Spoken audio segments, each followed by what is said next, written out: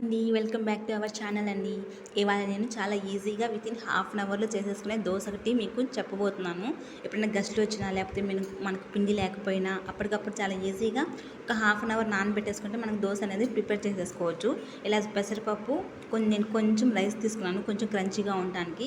ఇప్పుడు అందులో తగిన వాటర్ పోసుకొని దోశ బ్యాటర్ లాగా మిక్సీ పట్టుకోవడమే. నేను కొంచెం క్వాంటిటీ కాబట్టి మిక్సీ పట్టేసుకున్నాను. ఇప్పుడు అందులో ఏంటంటే కొంచెం వేరుశనగల పల్లి ఉంటుంది కదా, ఆ పల్లీల పొడిని యాడ్ చేసుకున్నాను. ఆ టేస్ట్ ఇంకా చాలా బాగుంటుంది. ఆప్షనల్ అండి, మీకు ఇష్టమైతే వేసుకొని లేకపోతే స్కిప్ చేసేయండి వేరుశనగల పొడి. ఇప్పుడు మనం దోశలాగా ఇంకా ఉప్పు కొంచెం వంట సోడా వేసేసుకొని ఇంకా దోశ పిండిలాగా కలిపేసుకొని ఇంకా దోశలాగా ప్రిపేర్ చేసుకోవడమే.